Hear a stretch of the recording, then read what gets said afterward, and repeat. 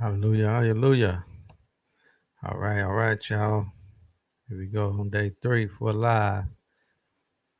Today I'm gonna do something here, different video for you guys. Uh, yeah. So welcome in, coming in. If not, it's good. But yeah, we gonna do a video and just join in if you can. I will probably chat in a little bit here and there. But most of the time, just want to for us to guys to enjoy the video. And by the way, happy Labor Day for us all. We deserve this day that we get some time off from working and things like that. But this is put it might be like I'm working now, but tell you the truth, it's something I like to enjoy to do. Uh, get into something different. So, but I won't consider work. But anyway, by the way, I just want to say appreciate you guys. I ain't doing no music today, but actually we're gonna get into this video, and I think it's very good, and it's a little bit more based out in the area, St. Louis, Ferguson there. But I thought that I will share this video just in case y'all didn't. Y'all might did see, but not. We're going to enjoy this. And once again, happy Labor Day. God bless you guys. Let's do it.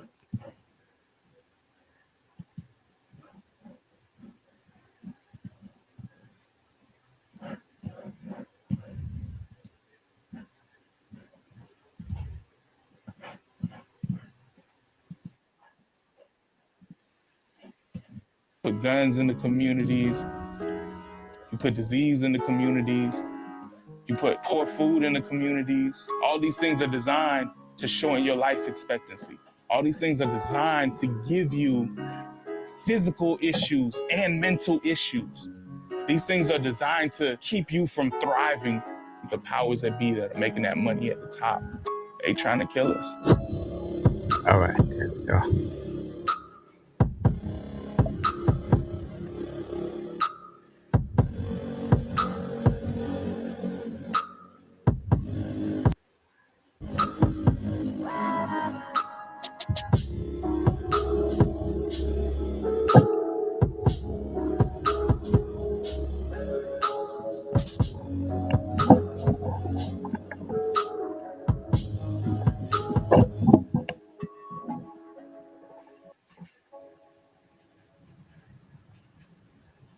Ferguson is located in St. Louis, Missouri, like what they call the north side of St. Louis.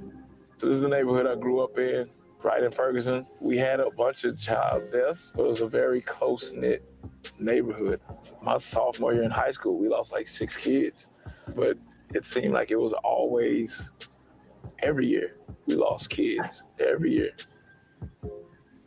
So this house right here, good friend of mine was actually shot in his driveway right there. I remember him warming up his car, and he never made it to school that day. That's just how the neighborhood was. So this is right outside of my mom's neighborhood. This church is the entrance street to the neighborhood. And if you can see over in the far corner, there actually used to be a basketball court there. That basketball court was a savior for a lot of us. It kept us out of trouble. But he ended up having to take it down because you would think would have been on a church lot, there was no violence, but actually somebody got killed on that parking lot. So they had to take the court down. You think you're gonna have a fist-to-fist fight and somebody brings out a weapon. I got sliced right here on the chest in another fight. The police here were known to be totally on the bad side. Ferguson was known for the police, snatching you up. They'd be hiding out. It was a place where you definitely drove the speed limit, got yourself together, got in and out. You didn't really mess around over there, even as a kid, even, in the car with your mom. So once you kind of crossed this certain street, sit down, act quiet. From all the people that I knew that I met up after leaving here, nobody had even heard of Ferguson until Sad right There is here. growing outrage tonight after an unarmed African-American teenager was shot and killed by police in the St. Louis suburb of Ferguson, Missouri. Michael Brown graduated from high school earlier this spring and was to begin college next week. God bless his soul. Police shot this boy outside my apartment. Reaction to the grand jury's decision left destruction in the streets of Ferguson this morning. Rioting protesters are furious that Officer Darren Wilson will face no charges in the shooting death of Michael Brown. He was a role model for some. He stood up for a lot.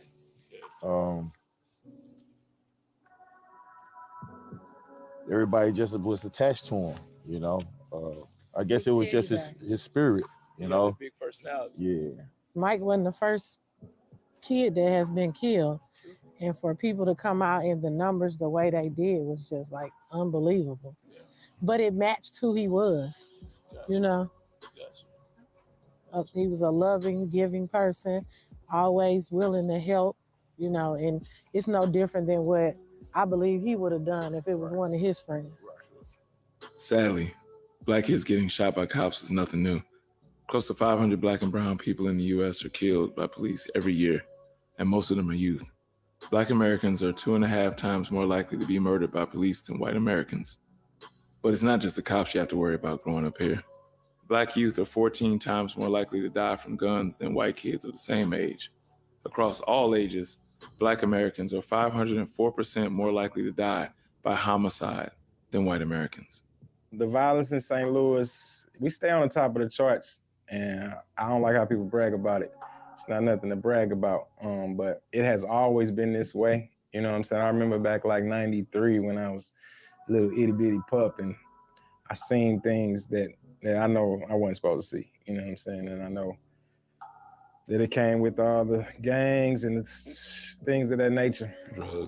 Drugs came in heavy, you know what I'm saying? Like, I don't know an uncle or a parent that's not, you know what I'm saying? So we went through it all. It hit us hard in St. Louis. I know that for a fact. Drugs affected my family. My birth mother was addicted to crack cocaine when I was born, and she planned on basically selling me for drug money. But thankfully, my grandmother intervened. And I did everything but get on my knees Yeah, where did this go, right? Baby, and found out that she had already signed papers to actually have you adopted. There, but that was just great. For the nice sum of $2,000, by the way. And I didn't find that out until 2 weeks before you were born. So I legally adopted you as mine, and you were never my grandchild. You've always been my child. Always treated you as my child. Always called you as my child. People ask, your grandchild or your child? My child. To this day. Growing up the way I had, I was painfully aware of the reality of drugs and violence. Over 15,000 people are murdered in the U.S. every year, and over 70,000 people die from drug overdoses. Mainstream media always seems so heavily focused on drugs and guns in black and brown communities, but they never talk about how they got there. The government permits more gun shops in black neighborhoods and has knowingly allowed drugs to be dumped in low-income communities. While mainstream media won't talk about this story, you know who does? Hip-hop. Hip-hop was born out of the whole idea and the concept of setting the record straight.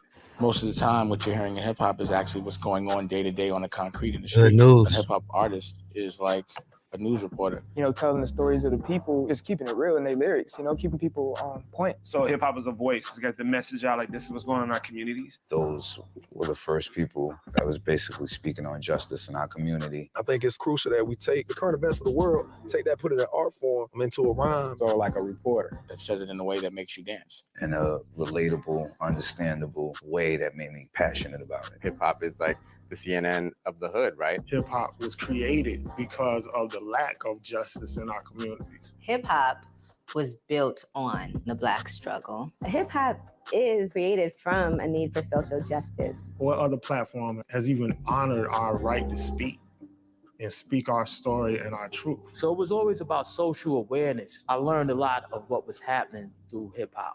A lot of the familiar themes I was accustomed to hearing in hip hop had mirrored what I experienced myself. But a line from Stick from Dead Prayers stopped me in my tracks. Four diets kill more brothers than pistols. Wait, what'd he say?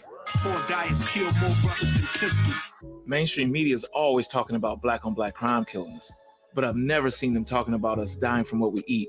But I found out, actually, the leading causes of death in African Americans is heart disease, cancer, stroke, and diabetes. Almost half of all African Americans have some form of cardiovascular disease, and close to 1 in 5 have diabetes. I don't know life without diabetes. My mother is a 2-time cancer survivor. Why does my family have high blood pressure? My dad has fatty liver disease and diabetes now. My family is running rampant with diseases. Why does my family have diabetes? I have family members with diabetes. I have family members with heart disease. Why does my family have heart disease? A lot of people in my family have passed away early of a heart attack.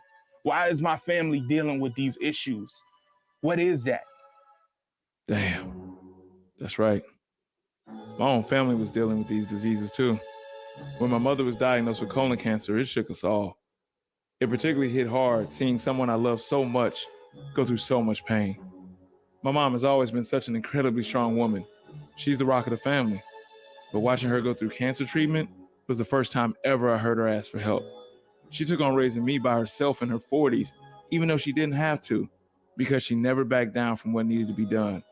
Seeing my mom suffer, I needed answers to why this is happening to her and the community. So I went on a mission to speak with experts around the country. Most of the heart disease, cancer, diabetes, stroke, high blood pressure, and even much of the autoimmune problems that we see, such as lupus, rheumatoid arthritis, inflammatory bowel diseases, is a direct outgrowth of the way that people eat. Nearly half of all deaths from heart disease, stroke, and diabetes are directly attributable to a poor diet. So not to smoking, not to being sedentary, not to your family history or your genes, but literally directly related to a poor diet. Many of the chronic diseases that used to be associated with older people, such as diabetes, hypertension, high cholesterol, cardiovascular disease, are now manifesting in millennials. I realized while these diseases are affecting huge segments of the population, they are disproportionately affecting African Americans. Black Americans are 30% more likely to die from heart disease than white Americans. Black Americans You are see the 40% changes. more likely to die from stroke than white Americans. Black Americans are 2 times more likely to die from diabetes than white Americans. Black Americans are 2 times more likely to die from stomach cancer than white Americans. African American men, 60% more likely to end up with prostate cancer than Caucasian men. That when we develop prostate cancer, we get much more aggressive and deadly forms of the disease. So that once an African American man gets prostate cancer, we're more than twice as likely to die from it. A lot of the rates of these illnesses, especially diabetes and cancer, and kidney failure, is sometimes 2 to 3 times higher than a Caucasian population. Why are Black folks dying from these diseases at such higher rates? I know they said it was diet, but it seems like it has to be something with genetics, right? Like my grandma go, well, my arthritis cutting up and my rheumatism bad and I can't see and I got gout. I'm starting to lose my teeth, but at least I got my health. Like, what? Do you? We do have genetic susceptibility to certain diseases. But having a genetic susceptibility to a disease will only come into play if you're in a high-risk environment. It's the diet that's driving the disease. There may be vulnerabilities that are genetically modulated, but it's the epigenetic variables, it's the diet, the lifestyle that's going to be determining whether those vulnerabilities are turned on or not turned on. You stay away from that diet, you're gonna be all right. There was a study published in 2017 that showed that a poor diet was a diet that was high in processed meats, a diet that's high in sodium, and a diet that's high in sugar-sweetened beverages. Just eating those foods is responsible for half of deaths from heart disease, stroke, and diabetes. And in this study, what emerged was that there were racial and ethnic disparities there, because among Blacks and among Latinos, their percentage of deaths due to heart disease, stroke, and diabetes was even higher as it relates to poor diet. Johns Hopkins compared 2 different communities in Baltimore. One community was an affluent white community and the other one was a low-income Black community. What they found was that there was a 20-year life expectancy difference. The main thing that they were able to pinpoint was that there was a huge difference in what they were eating. When you're in an impoverished neighborhood, you don't have a Whole Foods next to you, but you'll definitely have a KFC, you'll definitely have a Wendy's, you'll definitely have a McDonald's, you'll definitely have a Burger King. You know what I mean? All the fast fast food chains, they Yeah, put that's them all in in our neighborhoods that are more prone to being affected by the things that they're putting in them. And it's on purpose. It's by design. It is not accidental that this is what's in the hood and this is what's over there. I came from a poor neighborhood. Fried chicken, McDonald's, Burger King, pizza. All right next to It was each other. Pop-Tarts and macaroni and cheese, Philly cheesesteaks. Nothing but canned foods, boxed foods, processed foods galore. It was always a candy bar, Twinkies, or a cupcake, or something processed. We ate to survive. Well, trying to eat a healthy diet in a world designed to make you fat, sick, and miserable is a difficult process. It's even more difficult if it's physically difficult to even get access to health-promoting food. So if you happen to live in a neighborhood where there's not access to whole natural foods easily available, it's going to be even more difficult, more roadblocks. On all of these corners, all it is fast food restaurants. Mhm. Tell me the last time you seen like a Whole Foods or fresh fruit and stuff like that over in the hood. It's like systemic. Food deserts describe basically a number of grocery stores within Wake a up, community y'all. We and gotta how wake far they up. are. Food deserts, represented in red, show neighborhoods without grocery stores within a half mile. When overlaid with the neighborhood's predominant race, it's clear I'm to see just that food jelly, deserts though. disproportionately affect African Americans and I ain't gonna communities of lie, I do color. be eating this. Even when adjusted for income, Black and brown communities have less Well, access hello, to healthy Fresh. foods What's than good? their equally impoverished white counterparts.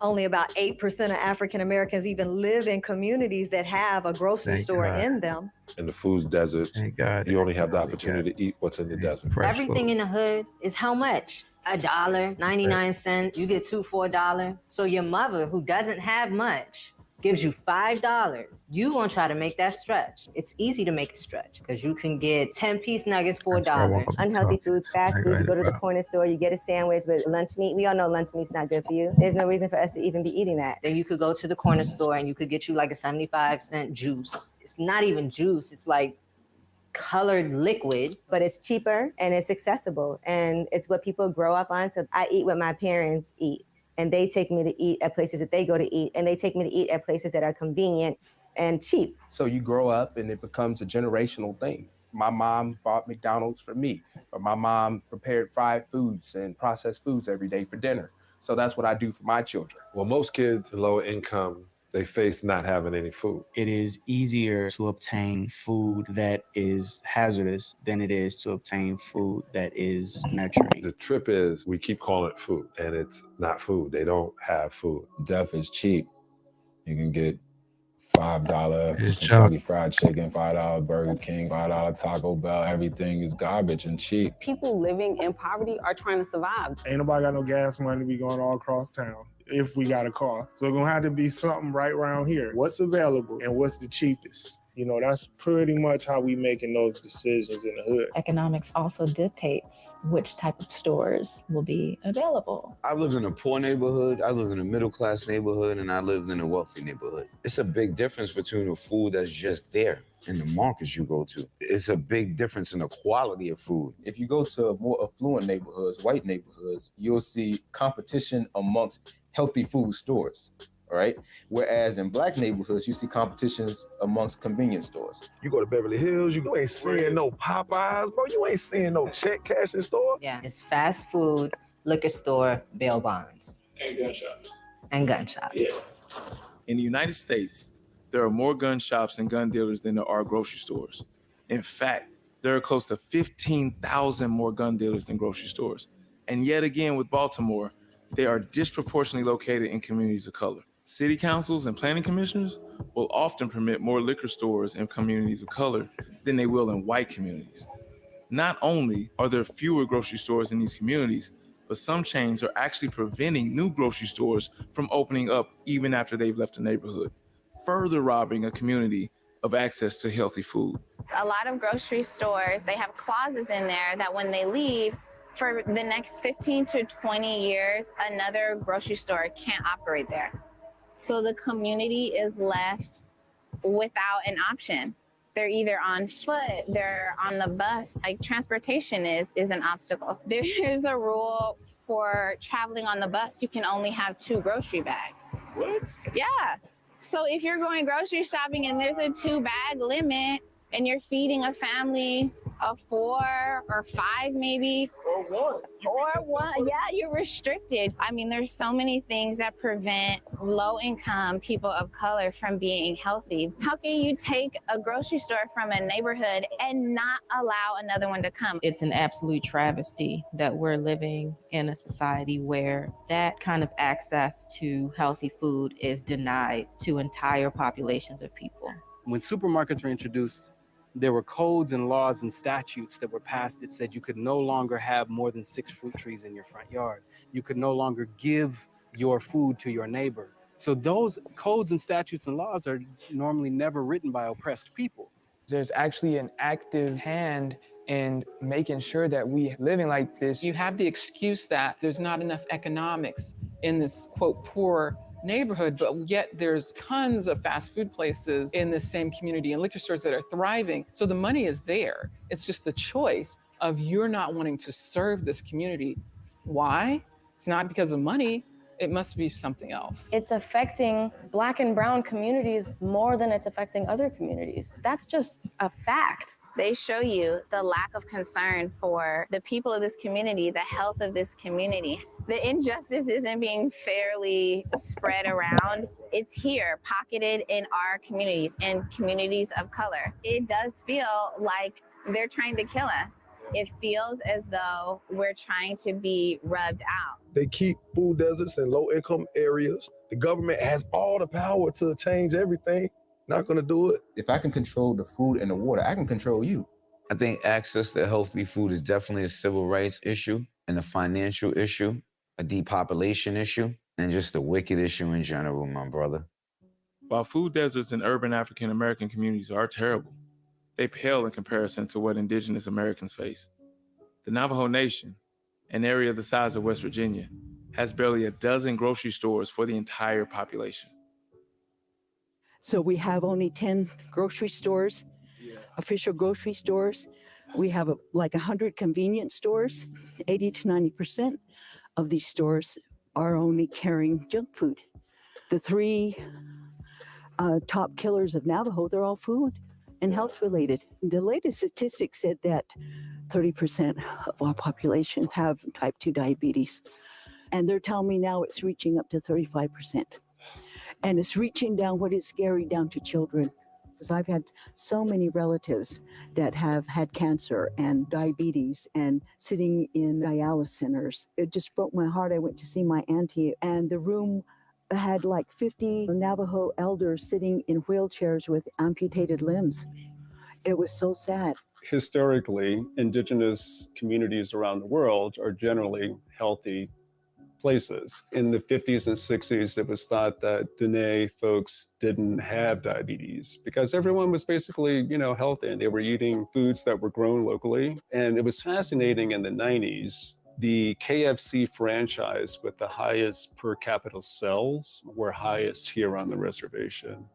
The deep root We had a problem garden, is the food situation. but I don't know, is he programming? One of the primary means Programming that the what? government has used to control minority populations is to place them in positions of food insecurity. Because if you can control a person's or population's access to food, you can control the person. So what did our government do when it wanted to control Native Americans? The first thing it did was it came in and it displaced the nations off their fertile land. It started when we were imprisoned in Fort Sumner, when our people had to walk 300 miles one way. And we were incarcerated, 12,000 of us. It deliberately burned and destroyed their crops. They burned all of our cornfields, our orchards. They slaughtered our animals. Then it moved them onto marginalized land called reservations that were deliberately chosen because they were lands that were infertile, difficult, or impossible to cultivate. And they starved us out. They then became dependent on the U.S. government for their food. Fort Sumner, all they gave us was government food. And we were incarcerated for 4 years. That's so crazy. that's what we call prison food. And what did the government provide them? white rice, white flour, canned meat, sugar, alcohol, all of the things that we know are associated with chronic disease. We're still eating prison food. It has been orchestrated from day one, from 1776 forward, and even before then, to annihilate and abolish American Indians. That's just evil. What happened with African Americans? With us, we were literally dragged out of our traditional culture in West Africa and locked onto slave labor camps that were referred to in a very genteel fashion as plantations. They were slave labor camps. And these people were imprisoned on these slave labor camps where it literally worked to death. 80% of Americans don't understand what it meant to be a slave. They think, because of the way it's taught, that it just means that someone had ownership over you. It was degradation. It was emasculation. It was humiliation. They would despiritualize you. The same person had to feed Be you. right back, guys. Now let's think. What was the food? They were fed the garbage of those camps. So they were fed the entrails, the feet, the ears of the animals. Pig ears, pig skin, pig feet. The only reason you even eat that is because that was what was thrown out by master. They would say the master ate high from the hog. That's why we ate pig's feet and pig's intestines, which were riddled with bacteria and disease and feces and all types of stuff. This is what they gave us. So the plantation diet would consist of some chitlins and some type of pork and maybe some cornbread and stuff that you may consider soul food now. You had to use what was left, and that was passed on. And we even started naming our food like soul food, you know. Then it became just way of loving and showing love to our family, because there wasn't a lot of happiness in different ways, but we could show happiness through food. And so it became more comfort food. The psychological effects of colonization, you know, layers and layers deep. Dr. Joy DeGroot talks about just the post-traumatic slave syndrome. And a lot of things that have been passed down as culture really was trauma and survival tactics. So now, as opposed to you or your great-great-grandfather, grandmother getting the scraps and making the best as they can with things, you make it a delicacy. Tradition has become very unhealthy and deadly for the Black community because of what, number one, we have access to, but what has become a tradition from slavery and the things that we pour into our body is awful and detrimental. Tradition is a powerful and sometimes tragic thing. You know, when you go to Alabama and you see a good old boy and he's got his Southern flag up, that's his tradition. That's his family. That's in his blood. But his tradition is dangerous. His tradition is divisive. His tradition is bad for him and the people that's around him. His tradition is unhealthy. And that's what it comes down to at the end of the day. Like, these traditions that we hold on to are unhealthy. Why would you love something that hates you? You fighting against your own interests. So Black people are trying to preserve some of their culture by eating soul food. But what they don't realize, soul food is from slavery. That's the only culture we got, slavery. This is not the way West Africans traditionally ate. This is what we were force-fed when we were enslaved. What was great in the past that came from this tradition? What was so wonderful? You know, and identify what those things are and keep those things and identify those things as a tradition. So if you're thinking, oh, it's family dinner on Sunday, right? Well, what you really loved was being with your family on Sunday and sharing a meal. It wasn't the pig's feet, you know? That's not what it is. It's not the fried chicken that's bringing the family together. The family is coming together and cooking. It's an act, the act of service between people, the camaraderie, the catching up, the talking.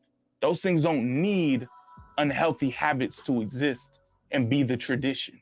It's sad that this recipe that you grew up with is the reason that a lot of your older relatives are in the state that they're in. You eat how your mama eat, you got the same diseases your daddy had.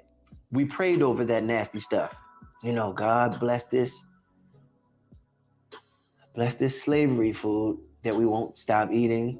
We no longer have to do this. Sad fact is that Oh, as African Americans, we food. are carrying the last vestiges of slavery on our plates. It's not soul food, it's plantation food.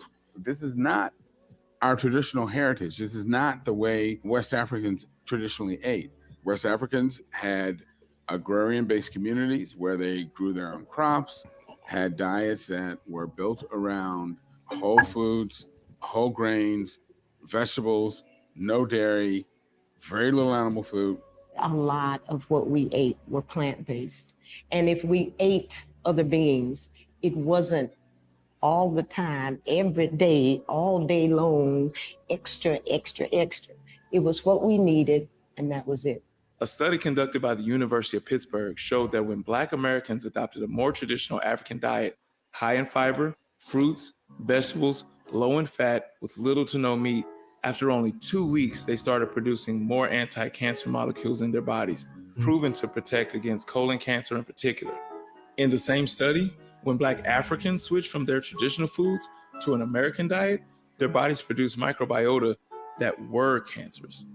African Americans suffer more than double the rates of hypertension than people in West Africa. Can't take that. But as Western diets have begun to pervade the African continent, hypertension goes with it. Sure enough, we get it though. So it's not like a biological thing with Black people. It's something about being here that's making Black people sick.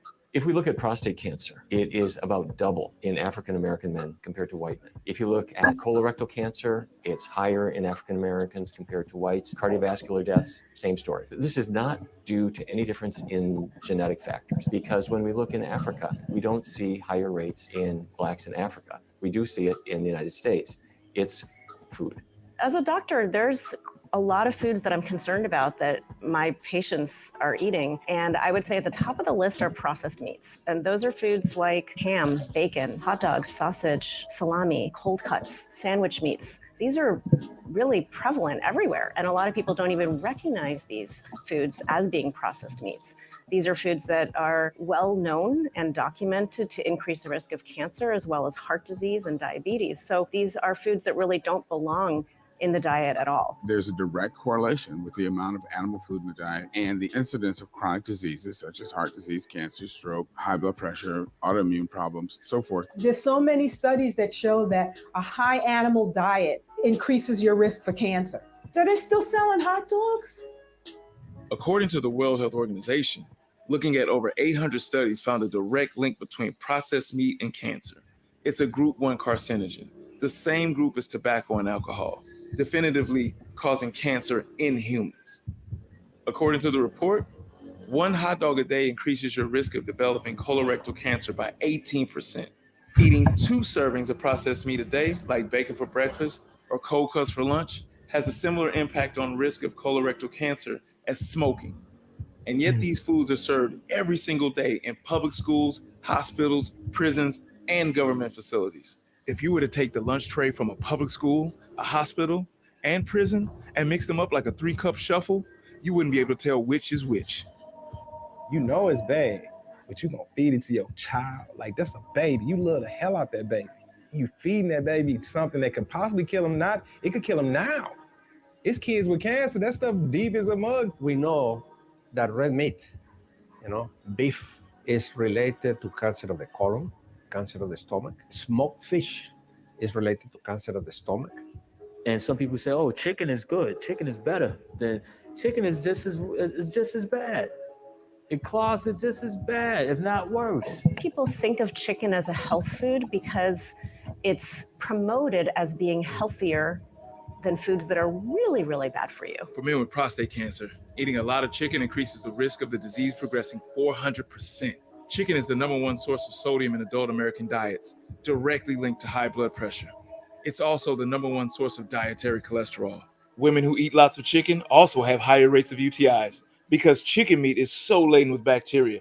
According to a 2012 FDA study, 95% of chicken breasts sampled were contaminated with fecal bacteria.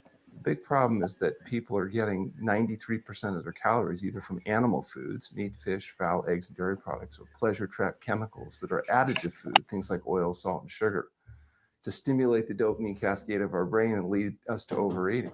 Sugar and salt is like coke and dope. I'm addicted to the salt, the sugar.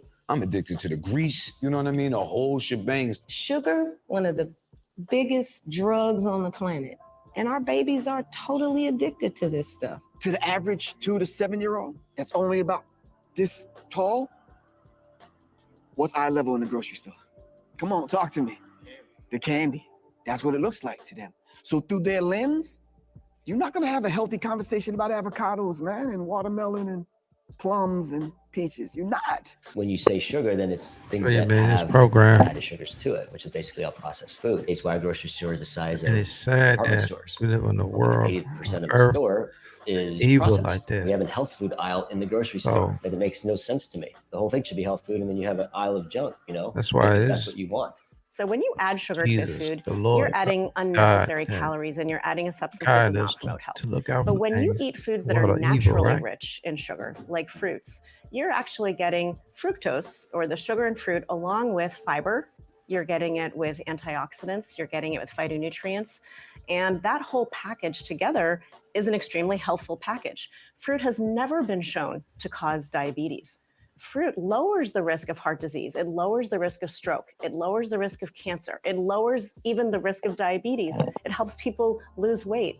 So there's absolutely nothing wrong with eating whole fruit.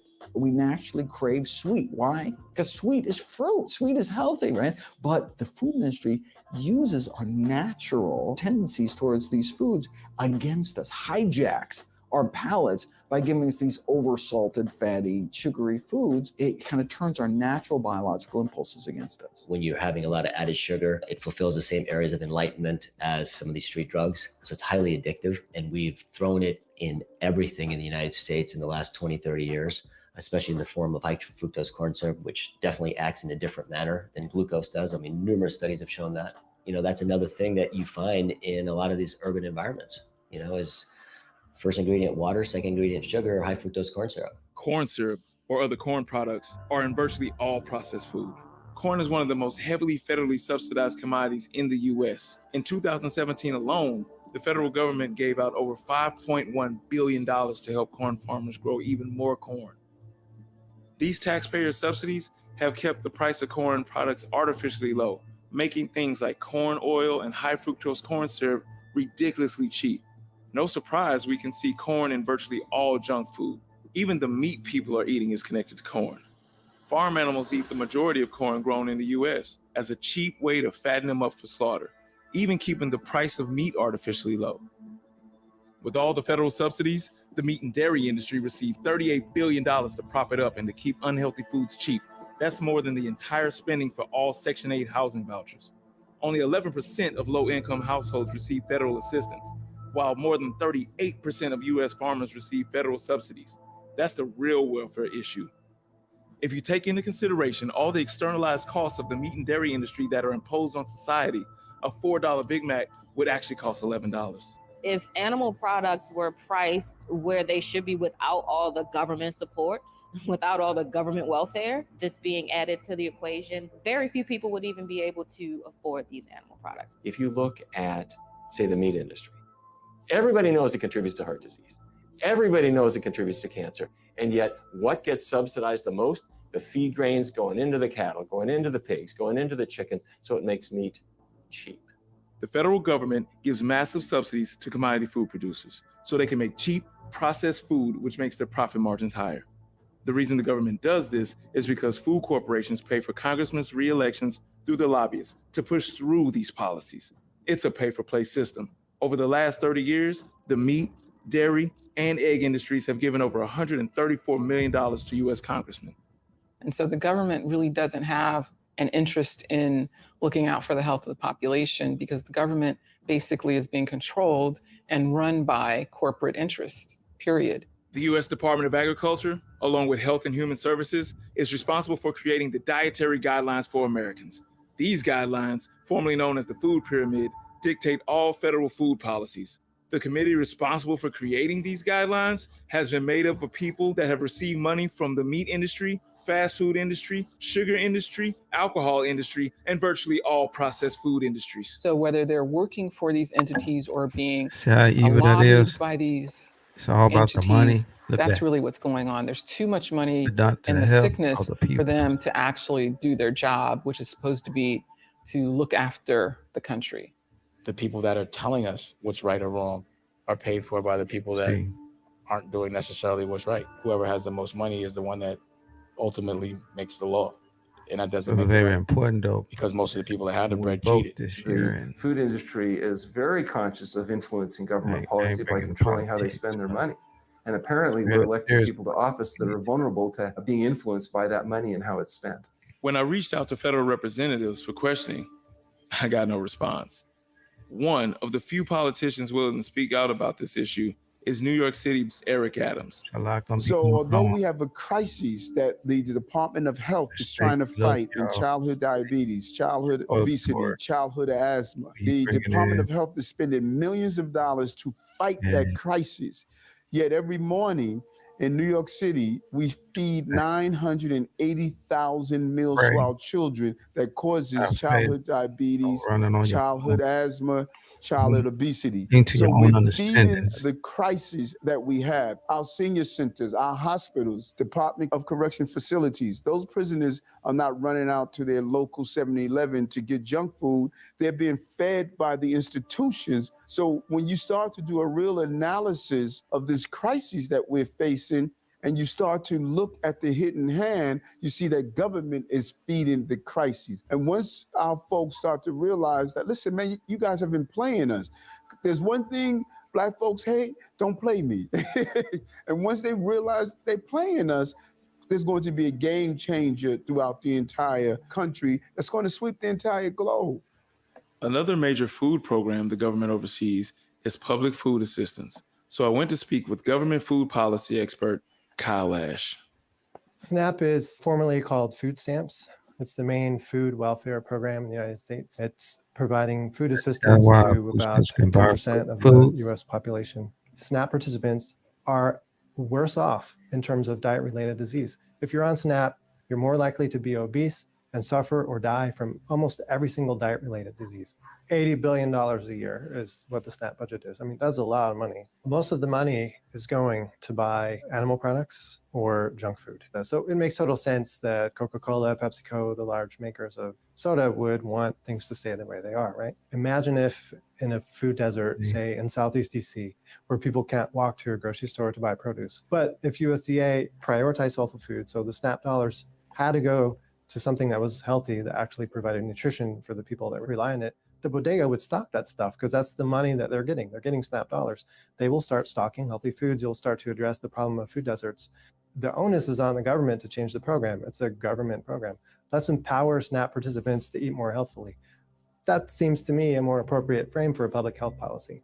The soda and junk food industry has a long history of lobbying the government to keep unhealthy foods as part of federal programs. Fast food junk can actually be bought with federal SNAP dollars for certain people in certain states. Industry will do any darn thing it can to protect its turf and protect its income, even if it means that you're going to pay a price, even if it means your family is going to have higher mortality. That's what they'll do. They will not stop. The history of government food support programs is almost sinister in the sense that it's a way of agribusiness enriching itself under the guise of helping poor people. They essentially overproduce these commodity foods and then sell them to the government, which then dumps them into communities of color. And the producers get richer and the communities of color get sicker and poorer.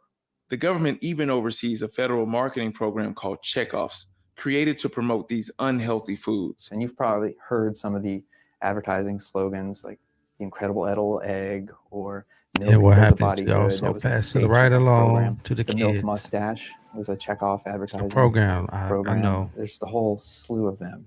The federal government oversees the ones that promote kind of the worst food products. The official purpose is promotion, research, and information.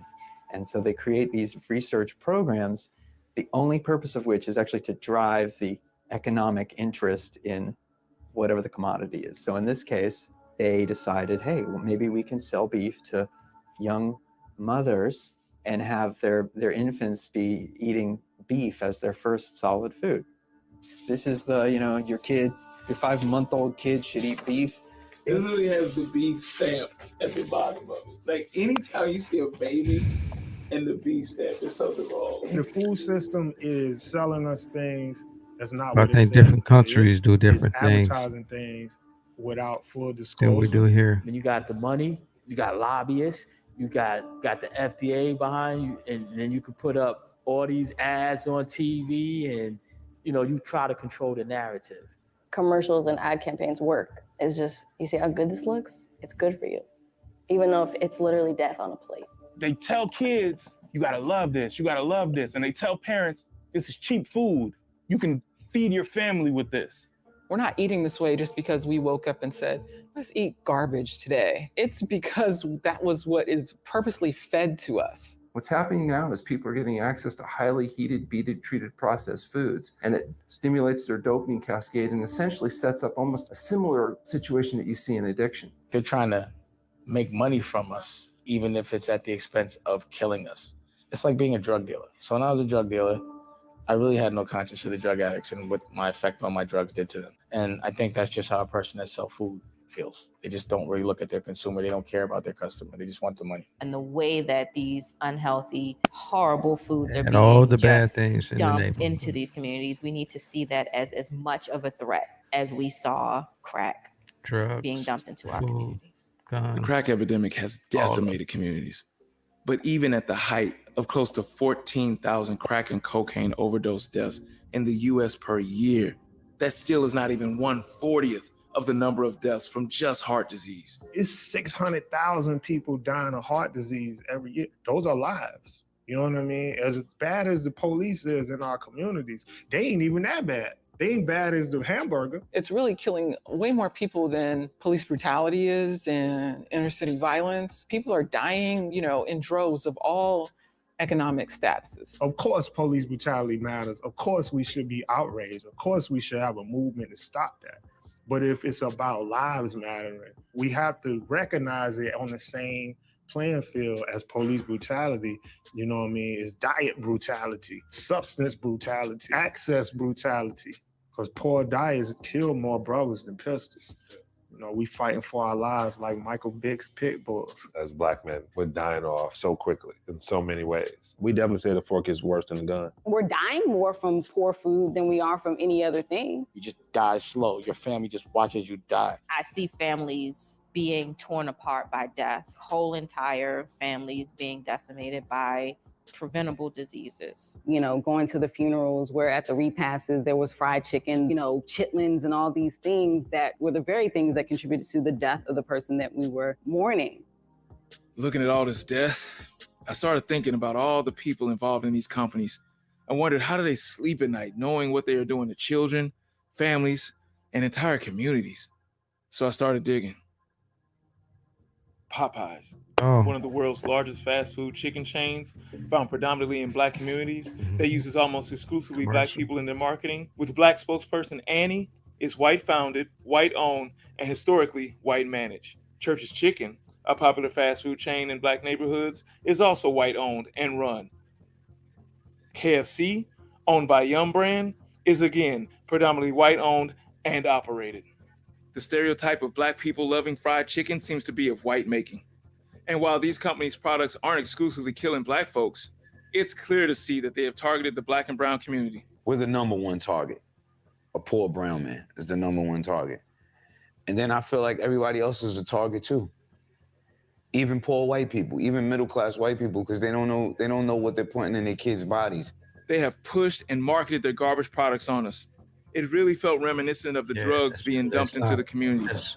These companies don't care about the people that they sell to any more than the drug dealers do. The alcohol industries, fast food industries, tobacco industries target communities of color. They target all of us, but especially when you're in an impoverished neighborhood, you're super, super targeted. The way that we eat can have a direct impact on our mental functioning. The youth that I work with, they only have access to fried food or fast food or just like junk food. If people are consuming that, they can't focus in the classroom. They can't be high achieving students. They can fill those positions at the Burger King or the McDonald's, right? They don't need a college degree for that. So that's intentional, right? You know, starting from the children, the foods that they're eating in school lunches directly impact their ability to learn, directly impact behavior. Then they try to put them on medication, and the medication has all kinds of side effects, and it's just like this vicious cycle. You got kids addicted to fast Don't food, tell me addicted that to ain't- sugar. When you try to give Don't them tell me that ain't food evil that's or good what, for them, they man. choose not to eat it. It's just like, you know, selling crack to a crackhead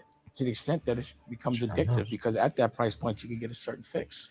So you get that escape.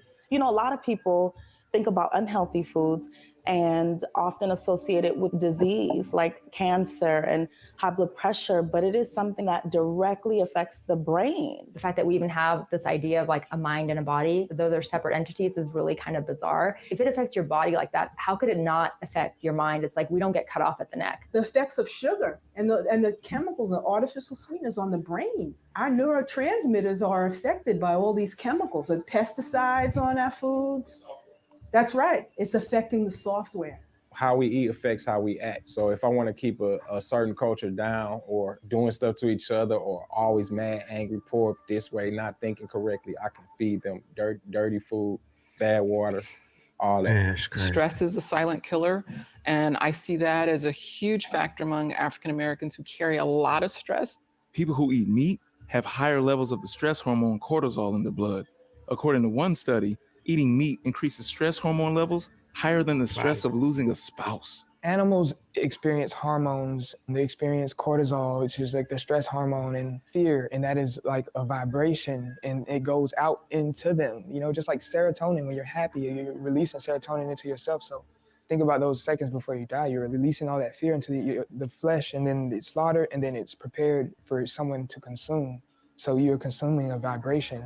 You're consuming that fear. You're consuming that cortisol. We know that there's a connection between our emotional and mental and physical. We know it, we just ignore it because it's easier to not pay attention to it. That's the brainwash. You're eating it and you have no concept Brainwash, of say that. this is the reason that you're sick. These situations, first of all, are not happenstance, they don't just happen.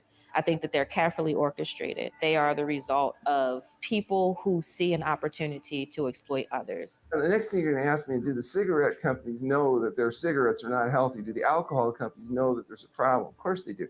The food companies don't understand that what they're selling causes significant health compromise. Of course they know exactly what they're doing, but their job is to make as much money as possible. We can see this was their kind of explicit motive to target these vulnerable communities. And so no wonder we see these kind of rates of disease because of the kind of junk that's being funneled, targeted, advertised in these kind of communities. Communities of color not only have toxic food dumped in them, but also literal toxins. Hazardous waste sites like landfills, incinerators, and industrial factories are disproportionately located in communities of color, making African Americans 3 times more likely to die from pollution. In fact, Americans of color experience 63% more pollution than they even create themselves. A prime example of this is factory farms. Factory farms, where most animals are raised, produce an obscene amount of pollution in the form of animal waste. Factory farm animals in the US produce 44 times more waste than humans, and virtually none of it is treated. North Carolina's pigs alone produce the waste equivalent of 60 million people, enough feces and urine to fill 15,000 Olympic swimming pools every year. In factory hog farms, pigs are raised in giant warehouses. The waste they produce runs out into massive open air cesspools. The liquid feces and urine is then sprayed untreated onto fields, polluting the air, water, and surrounding community. And to no surprise, these operations are disproportionately located in communities of color. When they started spraying animal waste right here, it came over here just like it was raining. Who blows animal waste on another person? You get a headache, you start gagging, you feel like you want to throw up, and the ammonia is attacking your eyes. And the more you breathe it in, the more it takes away your breath.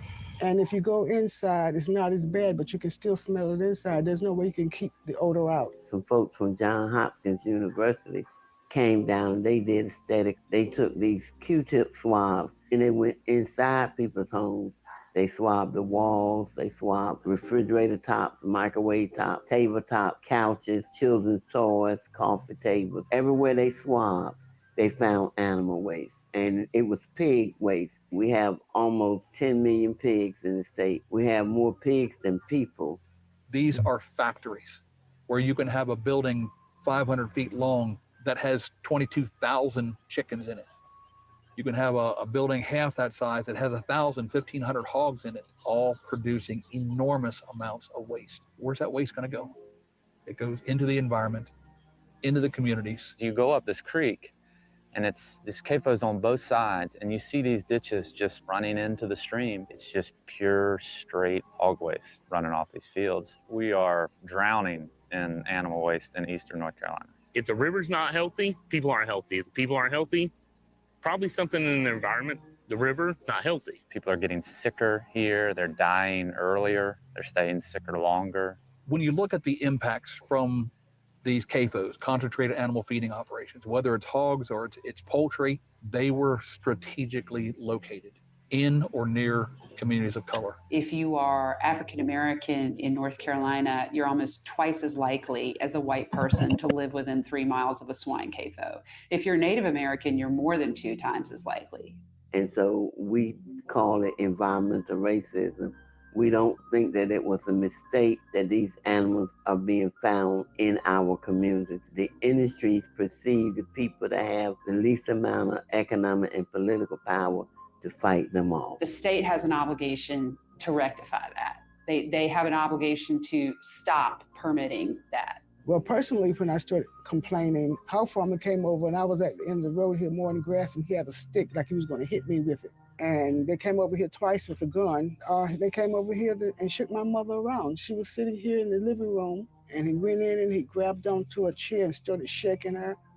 And he cursed her and was telling her that he could do anything to me that he wanted to. The pork industry is like the mafia to me because these industries have an awful lot of capital and they don't mind spreading it amongst our government. If you follow the money, you will find a lot of pork money up in our legislature. They do the dirty bidding for this industry. Stop electing these people. They don't care about you. They've shown that. The pollution from factory farms doesn't stop in North Carolina. Well, no. Raising animals for food is one of the Very leading important, causes of climate change, deforestation, water pollution, and species extinction around the world. I wanted to visit a pig farm for myself to see what all this was about. I'm Tom Butler, and we're at Butler Farms in Harnett County, North Carolina. I'm a contract grower for Prestige Farms, and we have a feeder to finished operation here, and we keep about 7,500 hogs here. And would you say that smell that we're getting now, is that like an average or is that low or? Yeah, it's strong today. It's strong today. Pretty strong. Would you happen to know like Right a range of back. how far out the scent can go? Well, I live probably a half a mile from here. And sometimes I can smell it as strong at my house as I do here. Wow. The lagoon odor, we've heard of people that said that they smelled the lagoon odor probably 3 miles away. So somebody that's not used to it, it's a little bit overwhelming. You know. First big complaint I got was from a neighbor. He called me one night and said that inside of his den smelled like hog poop. What is exactly under here right now? 6 million gallons of pig poop and sludge. Yeah. And this is actually a spray field. That's a spray field. And we put out about 3.5 million gallons of waste each season. On this farm, we collect 6,000 tons of CO2 and methane each year. Tom's farm produces the same amount of CO2 pollution as 800 homes. If you want to go inside, I would recommend putting on some clothes. Okay. Because you'll smell bad.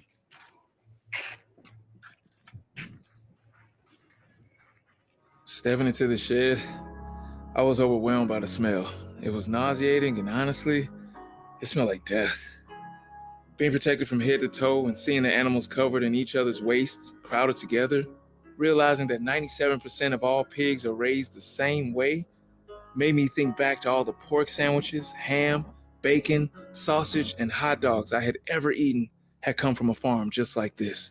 When they poop, it just goes right down into the cracks, and then we flush it once a week, one time a week.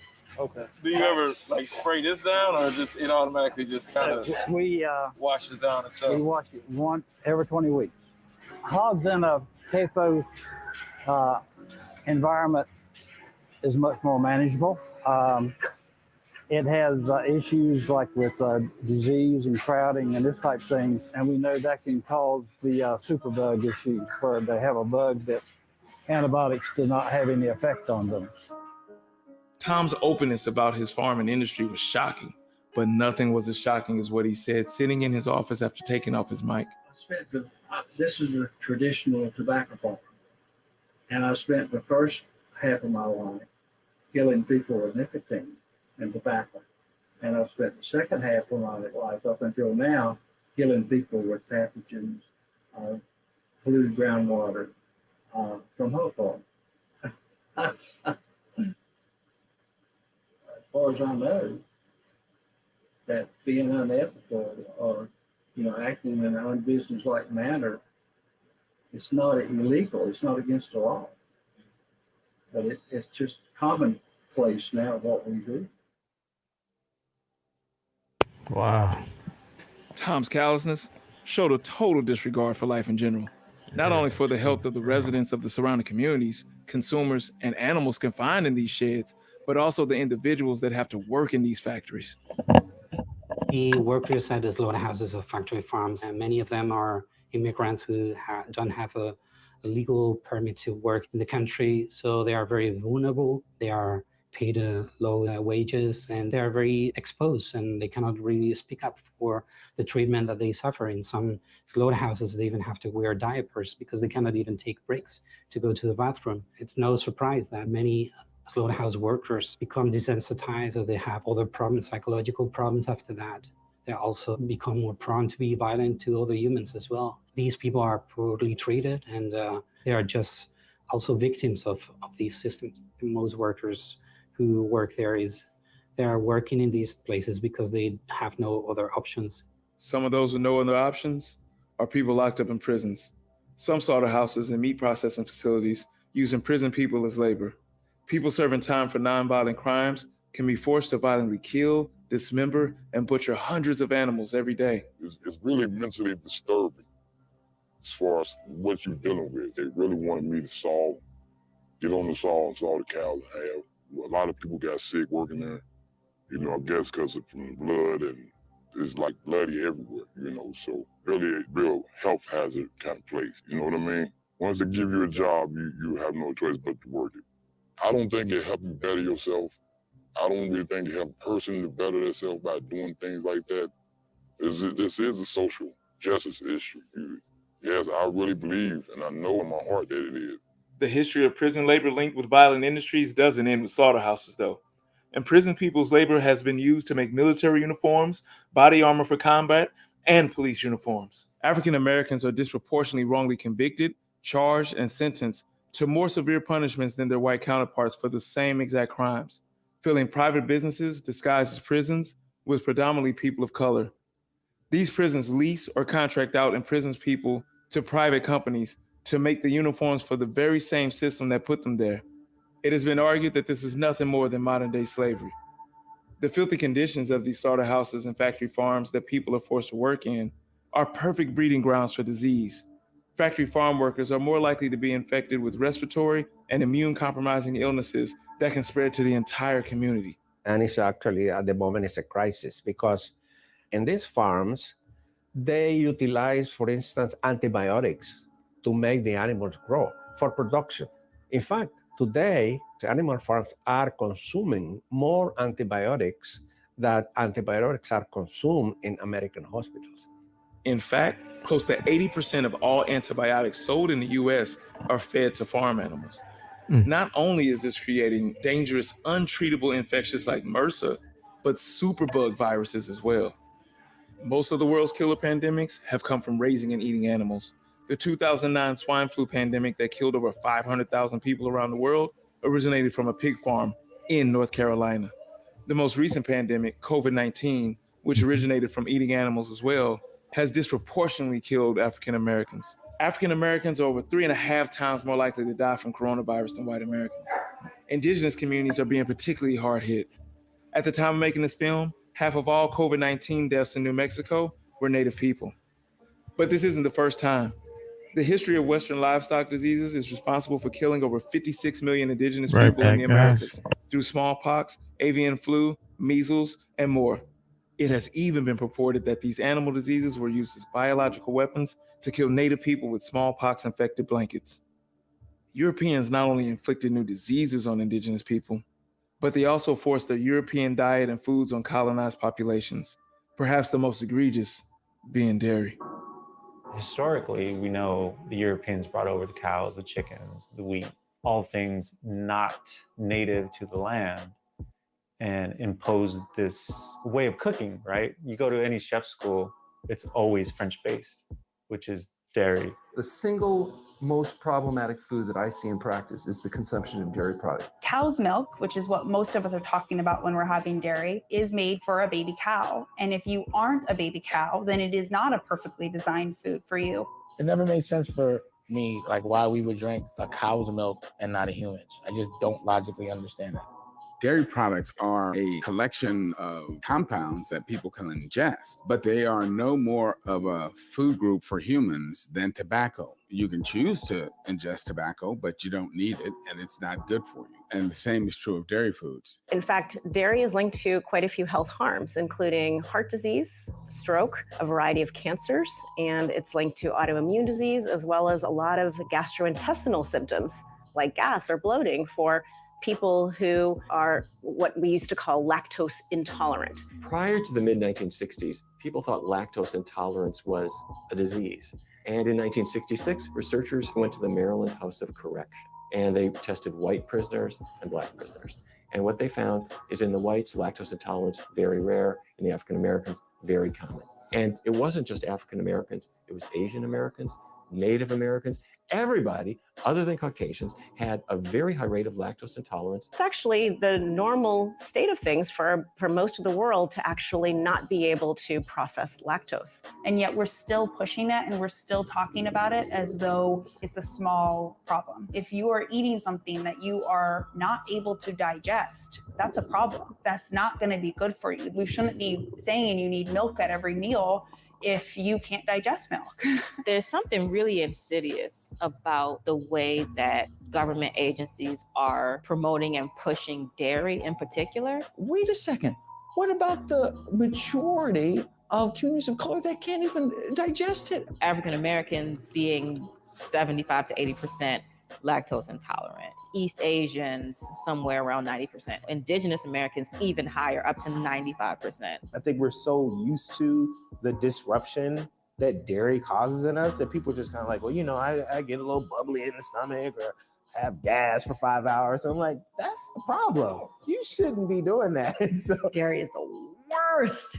Dairy's almost worse than meat. It's so awful. It's one of the cruelest industries on the planet. Your dairy is factory farmed. It is mass produced.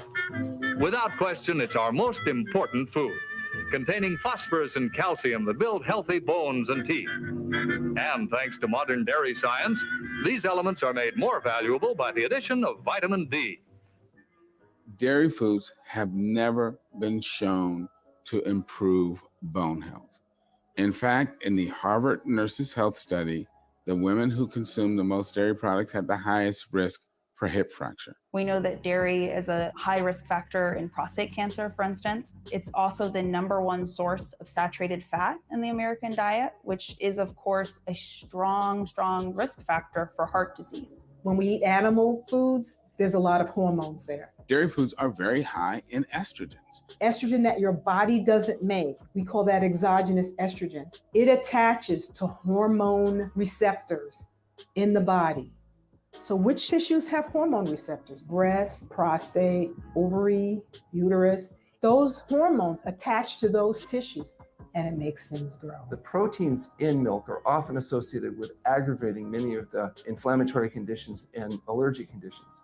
High blood pressure, diabetes, autoimmune disorders like rheumatoid arthritis, ulcerative colitis, ankylosing spondylitis, asthma, eczema, psoriasis, as well as some forms of cancer, including lymphoma. We have seen how the government makes a lot of money off of partnering with, remember the whole Got Milk campaign? We all know that drinking a cow's milk is not good for you, right?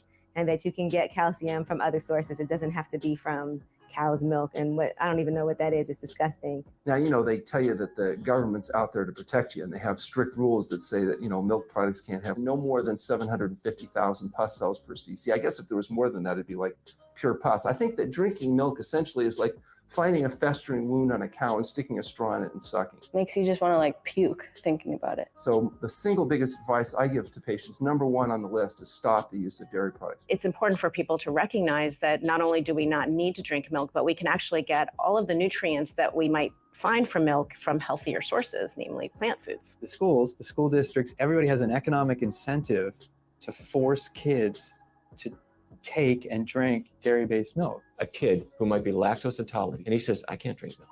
Could I get an alternative to milk? The answer is nope. You take the cow's milk. That's it. Federal law says he is not allowed to have an alternative, and they are not allowed to offer him an alternative unless he brings a note from a parent or a physician saying he's got a medical condition. It's totally normal to be lactose intolerant, and those kids should be able to drink something that won't make them sick all afternoon. That's just a classic of kind of institutional racism within the, nutritional world. There's no other word to describe what is happening when a government agency Be knows right back, that guys. something is harmful for I know I was people, gone a little longer, pushes but that product be on right them back. anyway. Enjoy. That is injustice. That is racism, plain and simple.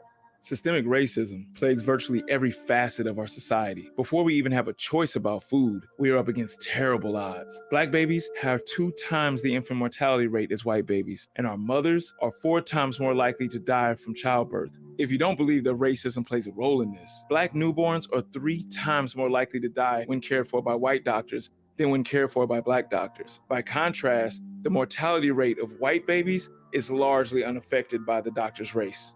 Mortality rates at birth for Black women is through the roof. And that's because of the poor treatment that's given. We're not given proper aftercare at all. We die often at home after the birth without giving proper instructions or follow-up, and just in the hospital often. And that's just par for the course. No wonder why so many African Americans have distrust for the medical system. The Tuskegee study, carried out by the U.S. government from 1932 to 1972, is one of the most infamous forms of medical racism in U.S. history. Researchers allowed hundreds of Black men to suffer needlessly for decades and die in agony, depriving them of proven and effective medical treatments in order to study the long-term effects of untreated syphilis in Black men. This was a government-sanctioned study to literally watch sick Black people die. And this wasn't that long ago. African Americans' rightful distrust of doctors has led to people being less likely to seek early medical treatment or avoid hospitals altogether. Americans of color are also painfully aware that a doctor's white coat doesn't cover up the legacy of racial inequality in the medical system. So it's if you make it through the birth process, then we start with the garbage food, and then we start with the other things that are gonna catch you up one way or the other. It's about money over people's health. We are consuming a diet that is built around animal foods, not because they're the healthiest foods to eat, but it's because they are foods that are produced so that people can make money. Today, half of the American population is either diabetic or pre-diabetic. Half. Diabetes means there's too much sugar in the blood. The sugar we're talking about is glucose. Glucose is a good thing. Glucose powers your muscles, powers your brain, powers all of you. And the problem in diabetes is that the glucose, the sugar, is staying in the blood and insulin isn't doing its job. Insulin is the hormone that's supposed to get the sugar into the cell. It's not working. In the case of diabetes, we know that an excessively high-fat diet can contribute to insulin resistance. Cheese and dairy products, that's the #1 source of saturated fat that drives cholesterol levels up. Right behind it is meat. Meat is the #2 source of saturated fat. When you eat animal protein, animal fats, it decreases the effectiveness of insulin. If you look at type 2 diabetics, they have more, not less insulin, but it doesn't work. And it doesn't work because there's insulin resistance.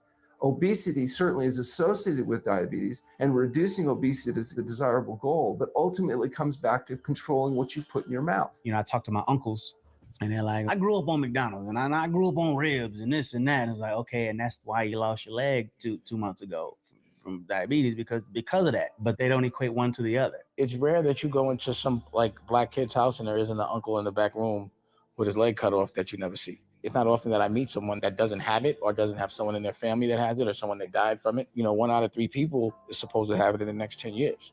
It's a very common thing. African Americans are 2 times more likely to end up blind or visually impaired due to diabetes, 2.3 times more likely to lose a lower limb, and 3.5 times more likely to end up on dialysis than whites because of diabetes complications.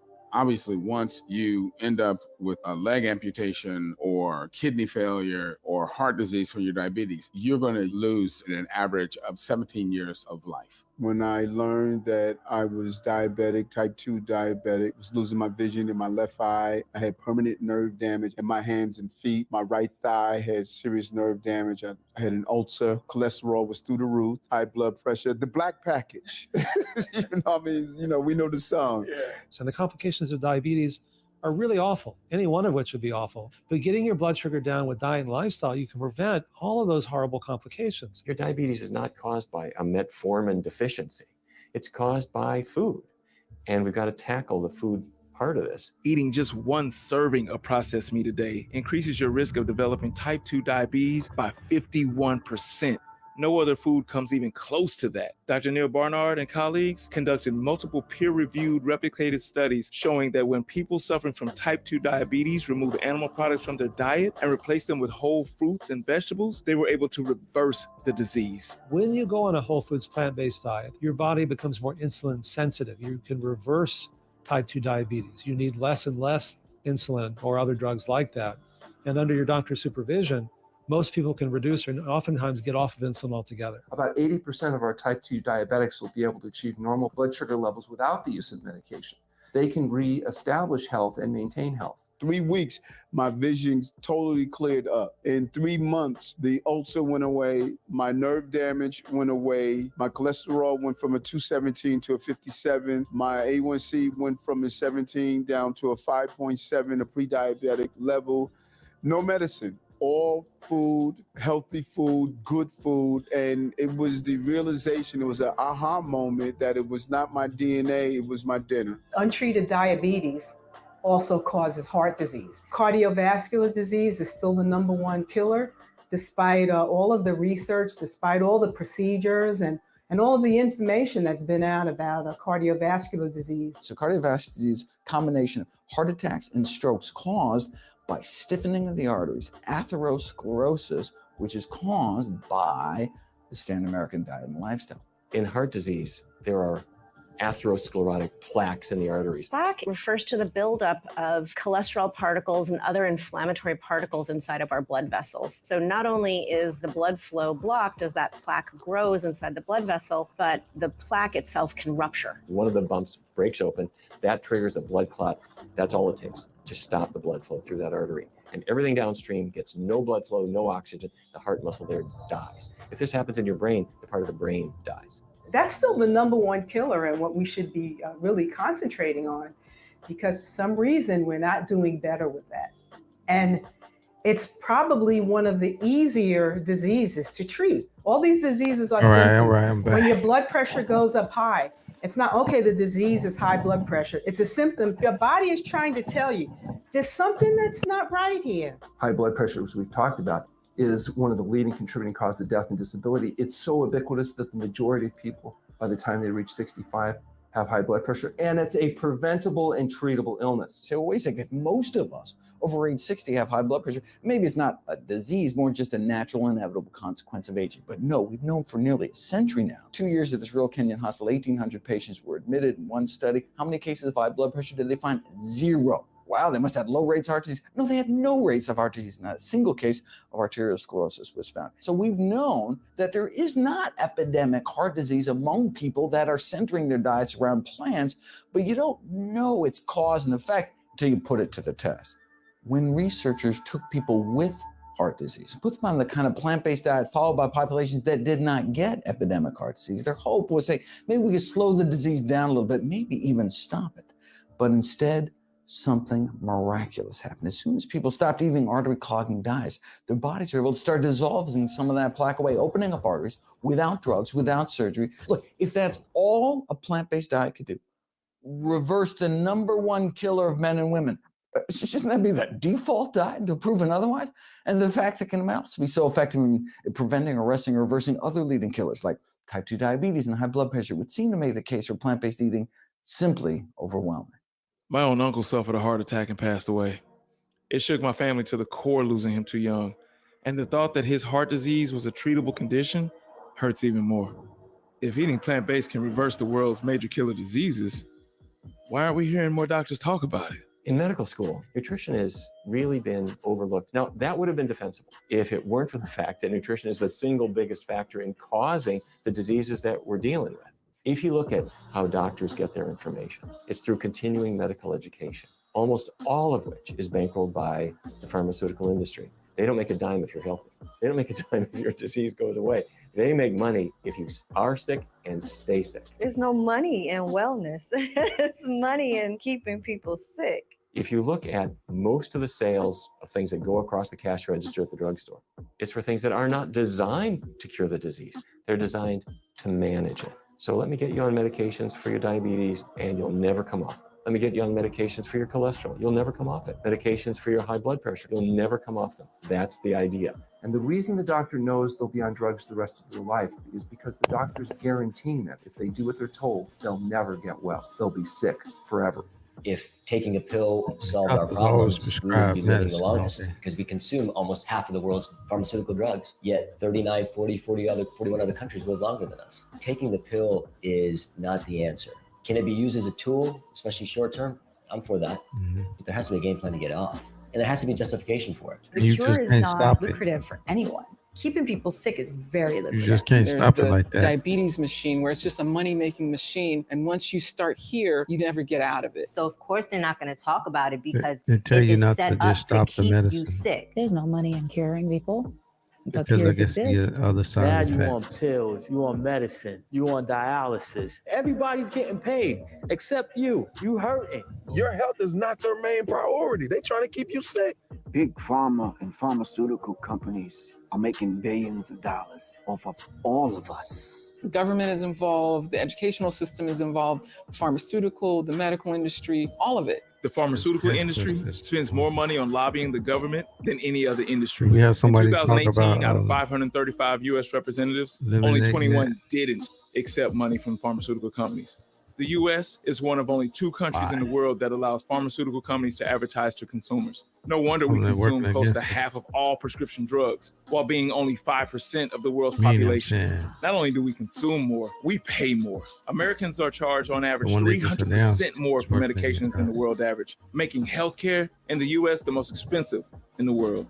You don't have And to it's say crazy though it's a how conspiracy to see all the that it's a homeless, conspiracy. And then when you look at the sickness is just numbers down and the communities that are impacted, you happening. clearly show that there is a reason we are not doing anything to For stop 5 this years. crisis. Hospitals, doctors, and the pharmaceutical industry are all profiting billions of dollars off of our people getting sick, while the junk and fast food industries are making billions making us sick. It seems like they're all working together. In fact, they are. Jeff Kendler, the former CEO of Pfizer, the largest pharmaceutical company in the world, was also the executive vice president of McDonald's. 3 of McDonald's active board members have direct ties to pharma. Miles White, executive chairman of the pharmaceutical company Abbott Laboratories. Lloyd Dean, the board of pharmaceutical brand Upjohn Company. Robert Eckert, director of biomedical company Amgen. Coca-Cola's vice president of strategic securities, Kelly Johnstone, comes from the FDA. PepsiCo board member Daniel Visaya is chairman of pharma company Novartis. Cargill, one of the world's largest meat companies board members, include Bernard Passat, former president of pharma company Wyeth Laboratories. Richard Anderson of Medtronic, the world's largest medical device company that generates most of its profits from the U.S. healthcare system. Stephen Hamsley, former CEO of United Health Group, a health insurance provider and the 5th largest corporation in the USA. And this is just the beginning. companies providing life and health insurance as of 2010 own $1.9 billion worth of stock in the fast food industry, investing in the very food making people sick, and then charging higher premiums to customers who end up with diabetes, high blood pressure, and heart disease from these very same foods. This isn't just greedy corporations, though. The former head of the U.S. government's Department of Health and Human Services, responsible for setting federal dietary guidelines for all Americans, was Alex Azar, who was the senior executive for pharmaceutical giant Eli Lilly. If this isn't a conspiracy to keep people sick, why on earth would fast food junk meat companies want pharmaceutical board members when these industries have apparently nothing in common?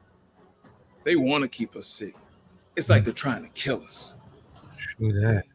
It's all tied in. The drug companies, the food are the biggest contributors to the health crisis. It works together. If you keep eating bull, you're going to keep needing pharmaceuticals. I think they call it the Food and Drug Administration. That's the people in charge of it, right? It's like, you tear down their bodies and send them to us. We'll take it from there. As long as they can make that dollar, they don't care if you live or die. Your death is not an expense to them. It's an expense to you. They're just capitalizing off of you. We are such a capitalist country that we don't actually care about the health of the people here. They get rich and you and your whole family die slow. That's just the game. We're not going to tell you to change how you eat. We're just going to give you pills to wash it over, like Novocaine, to kind of ease you into this slow death. They're killing us. It's kind of like the dope game. It is the dope game. It's just a bigger gangster, the mob boss. They trying to get everything they can get out of you before they kill you. There's been warfare against the African American community on a chemical level, on food level. Study the numbers and you'll understand that they're trying to kill us. You put drugs in the communities, you put guns in the communities, you put disease in the communities, you put poor food in the communities. All these things are designed to shorten your life expectancy. Yeah, they're trying to kill us. It's intentional that it's happening in the poorest of communities. It's intentional that it's happening in communities of color. The powers that be that are making that money at the top, they trying to kill us. Is it a race thing? Is it a population thing? Is it a money thing? I honestly feel like it's all three rolled into one big, ugly, greasy ball and put on a bun and served to you. Yeah. I had enough. I was literally and figuratively fed up with all of this. I grew up as an overweight kid. I was 315 pounds as a freshman in high school. I dealt with the bullying, and I was on a path for debilitating diseases and premature death. But when I found out my mom's colon cancer was directly linked to animal protein consumption, that was it for me. Like Maya Angelou said, once you know better, you have to do better. Not wanting to get a diagnosis like this or be on pills my whole life, I stopped eating all meat and quickly quit dairy and eggs too. Having a lifetime indoctrination to meat and junk food marketing, I thought that my health and performance was going to suffer. But that was far from the case. My name is Tori Washington. I am an IFBB Pro competitor. I've achieved medals and pro cards within various organizations. I was hearing a lot of things about how plant-based diets cut down on recovery time, help with inflammation in your body. Basically, I was looking for a competitive advantage. During training camp was when I really noticed that I wasn't as sore as I usually would be. And tell you the truth, when I first went plant-based, I didn't want to tell nobody. I felt like I was cheating. I felt like I had the cheat code. Probably like 3-4 weeks it went by and I'm training, I'm on the court and I'm going hard. And after I work out every day, I wasn't putting ice on my knees. And I told my brother, I was like, hey, Chris Paul, I got you in my draft. It was like, oh, I'm my fantasy draft today too. I don't need it. That's funny. If you do your research and you're accountable every day to the foods that you have to eat and how often you have to eat throughout the day to maintain your caloric intake, then you shouldn't have an issue. And as an athlete, they always tell you protein, you gotta have it. We've been fed this propaganda that you have to eat meat and dead flesh to get your protein. It's what sources that you use to get it. So beans, tofu, fruits, vegetables, protein is everywhere. Educate yourself. You know, there's great food out there and it's easy if you just kind of get your mind out of your comfort zone a little bit and just explore it. When you introduce things like plants and herbs, things that have life to it, it gives you life, which is why we've been able, to do the things that we've done in terms of healing. I had knee problems. I had fractures, inflammation, plantar fasciitis, anemia, early signs of osteoporosis, which was osteopenia. all this stuff going on. Gout, what? And I was doing everything I was told was healthy. All that stuff is gone now by being vegan. You know, I perform, I dance and all of that. And I have tendonitis in both knees, like pretty bad. To the point where after rehearsals, my knees would be so swollen I couldn't bend my legs, like bad. Within 2 weeks of just no meat, no dairy, period. I just cut it all out. 2 weeks, it's like there was nothing ever wrong. A plant-based diet will not only reduce the inflammation, but almost reverse the effects. So I was 240 pounds. Eczema, sinusitis, post-nasal drip, a bunch of ailments. So as I just started eating healthy and incorporating more things in my diet, I felt much better. And then on top of that, I had a horrible temper, like extremely bad temper. And that was the most, I would say, even out of all the physical ailments, for me, spiritually, that was the best thing about the clean diet. It was able to kind of reverse my temperament. I used to get the flu every quarter. You can count on it. I haven't had a real sickness since 1998. I changed my eating and I became vegan because of the values I held. And with that came the added benefit of having more energy, being lighter on my feet. I became vegan. I lost like 30 pounds. You know, I could wake up and go to school a little bit better. Like, I had more energy. My eyesight got a little bit better. It's dope, I'm straight. I can stick with it because I felt better. And that's why I stuck with it. I was like, whoa. You don't wake up in the morning with just random aches and pains like you did before. And then when you cut it out and you wake up and you go, oh, wait a minute. That's when you realize, like, okay, I've literally been poisoning myself for the last, I don't know how many years. When people switch to a plant-based diet, within a matter of a week or 2 or 3, they start to notice their weight's starting to come off, their energy's better, their digestion's better, and then when they roll up their sleeve and they draw a blood sample, their blood sugar is better, their cholesterol is coming down, their blood pressure is better. All of these things are improving. And if anything, you're taking them off their medicines. A woman in her 50s from Mexico came to me with type 2 diabetes, and her sugar was extremely high. And now, on a plant-based diet, her diabetes is completely gone. She is living with normal blood sugar and eating a diet that's rich in carbohydrates and plant foods and doing amazing without any medication.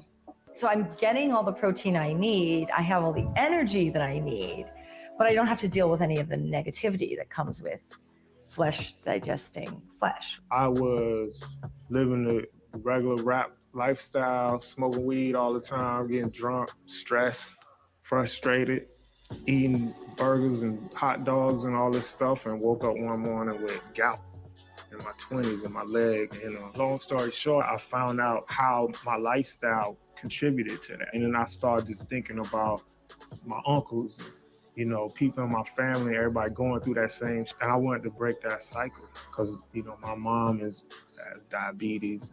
My pops had 3 heart attacks. My brother been addicted to crack cocaine for almost 20 years. Having family values based on health and wellness is a revolution in our family lineage. For my sons, they grew up plant-based, working out, martial arts, drinking filtered water and, you know, no Kool-Aid and all that. Just giving them a green foundation to build from. Has been what I consider a victory against all of the systematic setup against our culture. Meat has always been associated with being very masculine, being very brave. And that's so far from the truth. This whole masculinity and meat they've been put together to sell a product in order to keep people eating more meat. All you need to tell men, can't get it up, give up meat, because you're going to the minute that you do.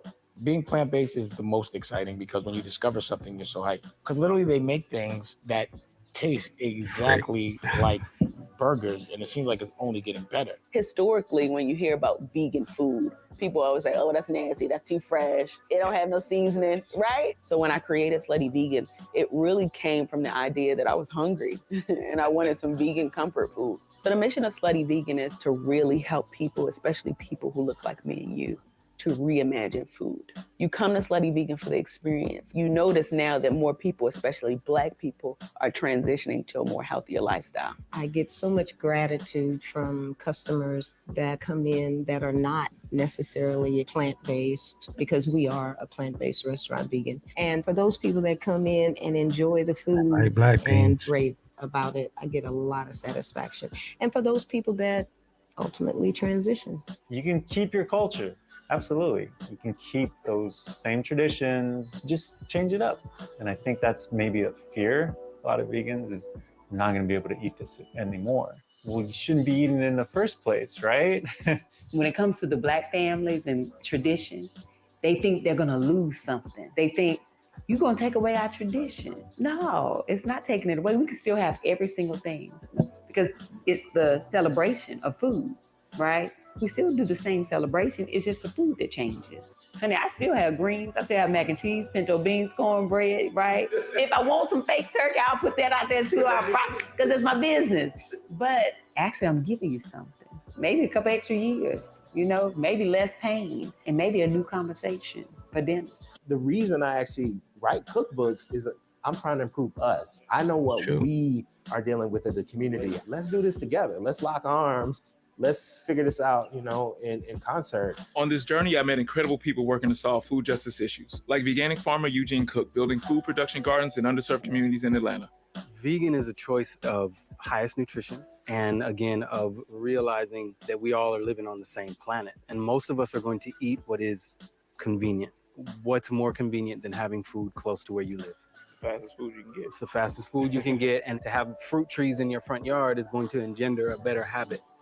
Because as you move around your space, you're going to be more likely to eat food that's raw. As you said, apple is vegan.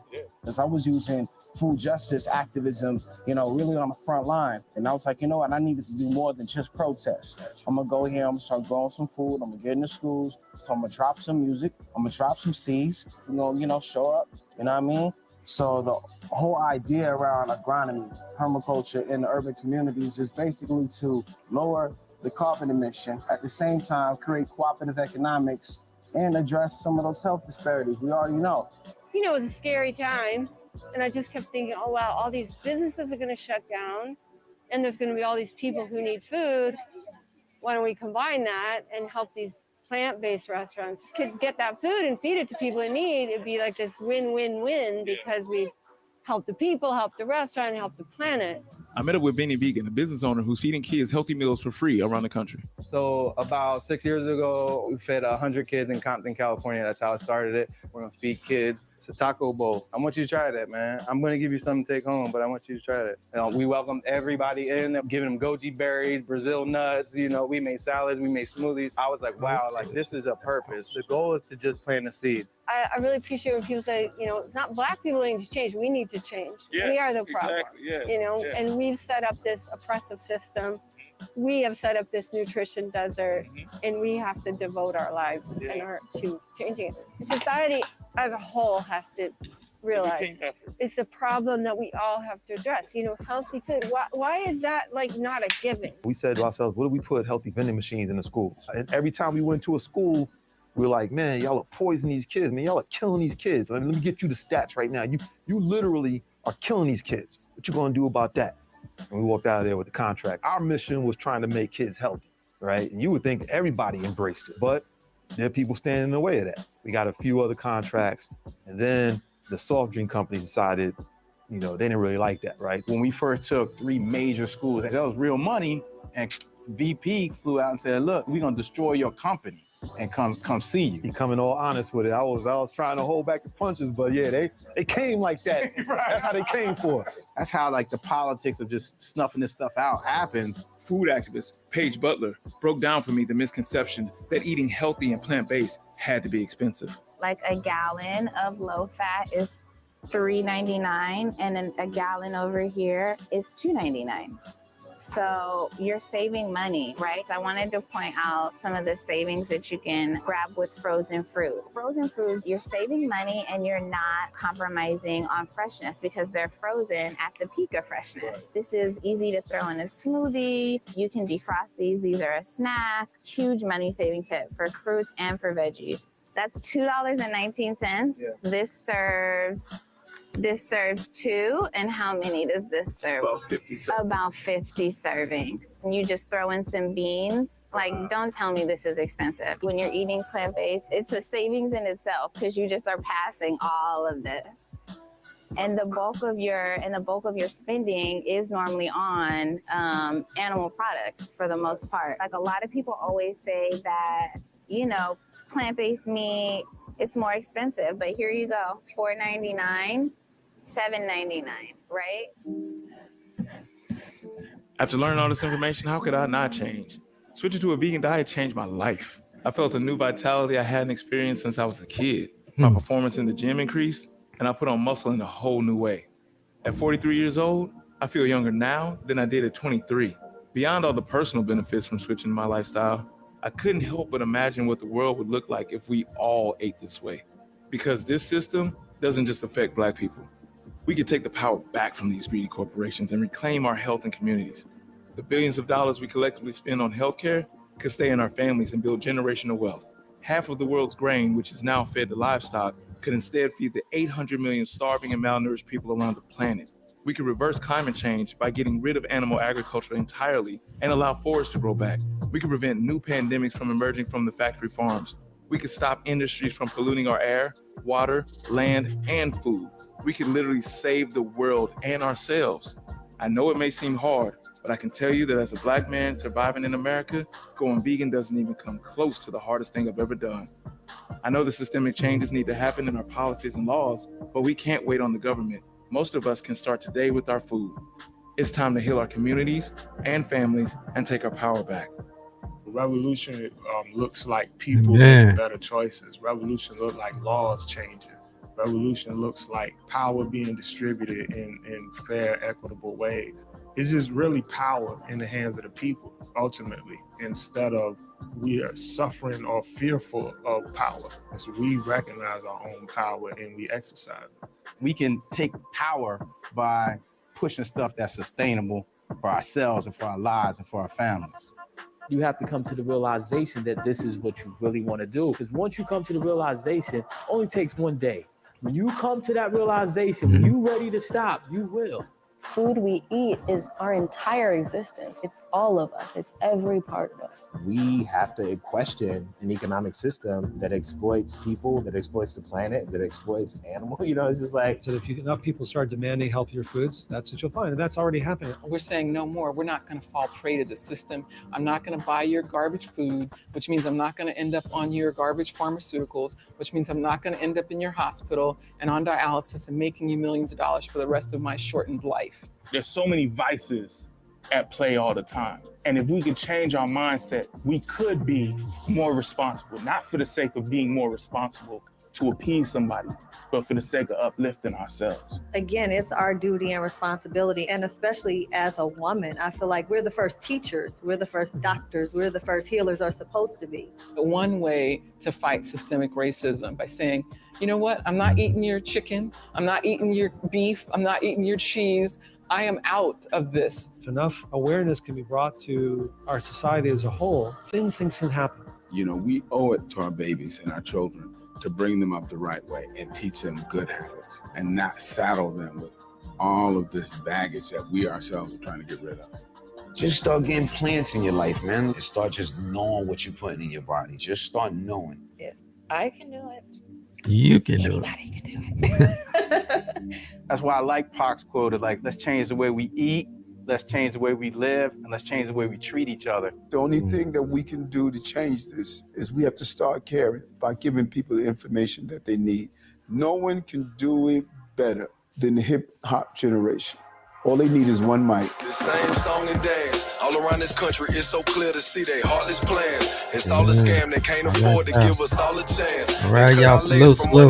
make it a law to stand. They took their markers and red lines and drew them all the same. Designed the ghettos, no fair housing, no good education. Then cut off access to fresh water, food, and vegetation. Left us with liquor stores and McDonald's and medication. It's pure eradication. How we supposed to ever know the truth when they manipulate the news? Misinformation's being used to groom and infiltrate the youth so they'll grow up to be confused. It's not a game, and I don't claim to know a lot of things, but it's gotta change. Tell me, how do we succeed in a system that's corrupt and filled with greed? It's so deceiving. Tell me, how can we believe? Ain't no love in the belly of the beast. They take us out one by one, then it's 2 by 2. Conquer and divide is the rule. Tell me how we gonna move. Tell me how we gonna move. Gotta watch what we consume. Gotta watch what we consume. Hey, my country tis of thee. No liberty, a sense of peace. We know the history. It'll just repeat unless we blow this bitch to smithereens. Complete dismantle and disruption of the wicked tree. Ain't falling for they trickery. You really think they love you that much? They say you discounted products. Put their stoves right on the block and everything is $1. And all the while them cancer causing agents giving us problems. If we can't stomach the truth, then we'll be chewed up and swallowed. You can't just go off what you hear. You gotta fact check what you read. It's time to question what you know. Believing half of what you see might need a rap cause it gets deep. The game is rigged. It's time to change the way we eat. It's time to change the way we live. But tell me, how do we succeed in a system that's corrupt and filled with greed? It's so deceiving. Tell me, how can we believe? Ain't no love in the belly of the beast. They take us out one by one, then it's 2 by 2. Conquer and divide is the rule. Tell me how we gonna move. Gotta watch what we consume. Swear they poison in the food. Man, y'all gotta say that was one of them good ones there, man. Hey, I have to say that was one of the ones. It was a long video. I mean, this where you probably make up about 3 or 4 video. But no, you know what? It was good. It was educational. It was knowledgeable. It's what we need. More of this to be put out into society, right? I mean, it's real, it's truth. I mean, you know, from our culture, from our neighborhoods, old neighborhoods, to old stores and things that we lived in and things we did, like music-wise, living-wise. I mean, you just got to take some time out and just think about what is real. And we know what's real. We know that the people's evil will play you. So we have to be woke. We have to be woke. We have to keep our eyes open. We got to keep our minds set. We have to keep our thoughts set. You know, we have to trust the Lord. I mean, you know, we have to do that. We have to trust in God and believe He give us that. He give us that thoughts to. Y'all know what I'm saying. So he give it. He give it. He leads us by the Spirit that he'll give us that sense that to make the right decisions, to know what's not right, what's wrong. He gives the book of word that the knowledge is in there that eat right and things like that. And like I said, I'm guilty of because I know I'm not eating like what we just seen, but you know what? Just what we've seen is education is what we need. That's what the first start. It would get you to make that move, you know, to get on that path. Now, I could say that I am I eat like fibers, a lot of fiber foods and stuff like that. But even when you learn that a lot of the stuff that have fibers is also can be the bad things that it's not what it is. I mean, I'm not gonna go in deep into that, but yeah, I'm gonna go back through the video again because I know I missed a little bit of it, and but it was as well educational, and I'll just thank everybody who would see the rerun, the rewatch of this, the replay of it. It'd be great, even though I don't know if anyone came in or not, but it's okay. It's not. No matter that, it's just me that I'm glad that I got on to doing my lives. So that's good that I want to get more into doing my lives. So I want you be sure that you guys enjoy the live that was done.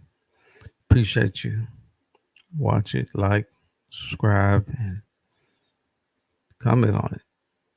Tell me what you think. You need to make a change. We got things coming up that we got to make a move and make the right decisions. What we need and what we want, and we need to change the habits. Things we need to change our eating habits and change the ways that we do things. And ones we gotta also be careful the way that in this world that we live in, man. That we gotta really understand why the violence keep going on with us. Really, why?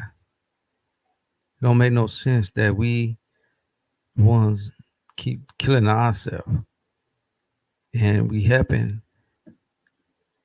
killing ourselves by we know what they're doing with the food, with all the other things that's lined up, but we also doing it like a self-hate. And so that's all in line with evil. Just call it what it is, evil. So that said, I want to just close with a prayer and a happy Labor Day. And take this with you and enjoy your day, your holiday, and ones that travel and get to your safe place. Well, here you go. Let me pray. Lord Father God, Lord, thank you for this day, Lord. Thank you for this video, Lord. Thank you for the knowledge, the information that was given.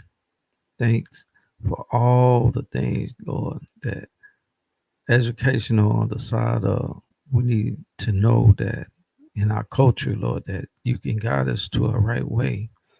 If we just open our mind, thoughts, soul, and not stubborn, Lord, and just knowing that it's you is the real one. You over humans. And I know me, myself, I trust in you, Lord. But Lord, I'm not gonna make it for me. I'm just gonna make it for the ones that's out there, Lord, that's celebrating, Lord, that's traveling on the road, Lord. I pray that you be with them, protect them, give them strength until they make it to their next destination, Lord. And I just want to say thank you, Lord, for this time, this day, and this video. In Jesus' name we pray. Amen. Salute. Catch y'all on the next one. Amen.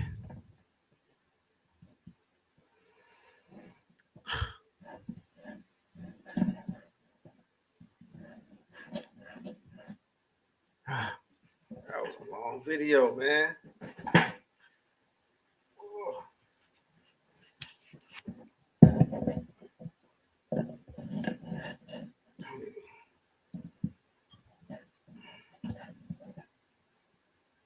Still going.